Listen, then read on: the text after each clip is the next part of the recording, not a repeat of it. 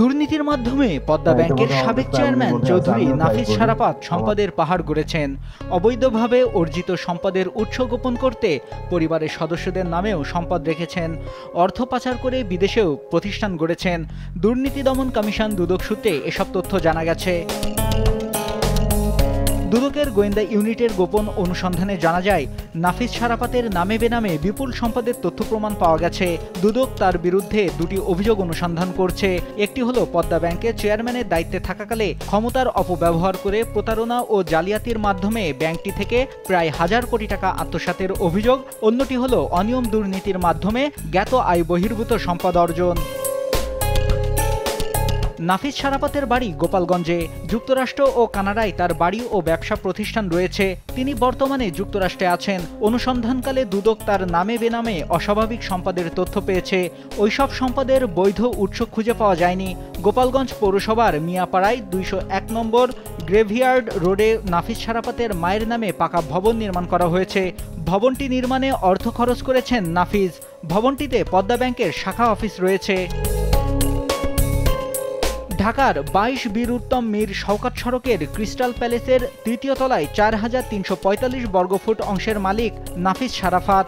ঢাকায় কাজী নজরুল ইসলাম অ্যাভিনিউয়ে যে ভবনটি পদ্মা ব্যাংকের শাখা অফিস আছে, সেটির মালিকও নাফিস শারাফাত। তার আছে ঢাকার বসুন্ধরায় ই ব্লকের E12 নম্বর ফ্ল্যাট, গ্রিন রোডের পান্থ গ্রিন বাসায় ফ্ল্যাট, ঢাকার বাড়িধারায় পদ্মা ব্যাংক সিকিউরিটিজের অফিসের ফ্ল্যাট।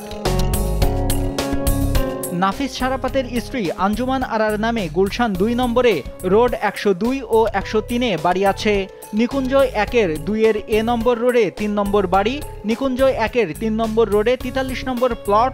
বাড়িধারায় মরিয়ম টাওয়ারে শাশুড়ি ও শ্যালকের নামে ফ্ল্যাট ক্রয় করেছেন নাফিস শারাফাত। এছাড়াও নিকুঞ্জ 2-এ ভাইয়ের নামে ক্রয় করেছেন একটি ফ্ল্যাট। তার ভাই হাবিবুল্লাহ শারাফাত ও বোন ডালিয়া চৌধুরী নাফিস শারাফাত কানাডিয়ান ইউনিভার্সিটির পর্ষদ সদস্য।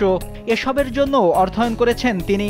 কানাডিয়ান ইউনিভার্সিটি পর্ষদ সদস্য 19 বছর বয়স থেকে ছেলে চৌধুরী রাহিব শারাফাত ও 12 বছর বয়স থেকে মেয়ে চৌধুরী জাহরা শারাফাত।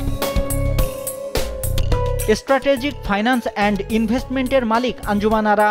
ঢাকার মগবাজারের sentinel trustee and custodial service লিমিটেডের মালিক তিনি। অল্টারনেট ইনভেস্টমেন্ট ফান্ড বিনিয়োগ প্রতিষ্ঠানের ইন্ডিপেন্ডেন্ট পরিচালক Nafis Sharafat. Argus credit rating service BDBL বিল্ডিংয়ের মালিক তিনি। তার রয়েছে popular life first mutual fund, first Bangladesh fixed income, race portfolio issue management, race ম্যানেজমেন্টের private company, strategic equity management, unique মেঘনাঘাট পাওয়ারের মালিক তিনি। নাফিস শারাফাত রিলায়েন্স গ্রুপের 8টি অঙ্গ প্রতিষ্ঠান ও আমানত শাহ গ্রুপের অঙ্গ প্রতিষ্ঠানগুলোর মধ্যে হজরত আমানত শাহ স্পিনিং মিলস, হজরত আমানত শাহ সিকিউরিটিজ, আমানত শাহ ওয়েভিং প্রসেসিং, আমানত শাহ লুঙ্গি এবং আমানত শাহ ফেব্রিক্সের নামে চিফ অ্যাকাউন্টস অফিসার আইন কর্মকর্তা নুরুল ইসলামের নামে 500 কোটি টাকা বিনিয়োগ করেছেন, যা গোপন রাখা হয়েছে। দুদক সূত্র জানায়, নাফিস শারাফাতের নামে কানাডার টরন্টোতে 3টি প্রতিষ্ঠান রয়েছে। নিউজ ডেস্ক, দেশ টিভি।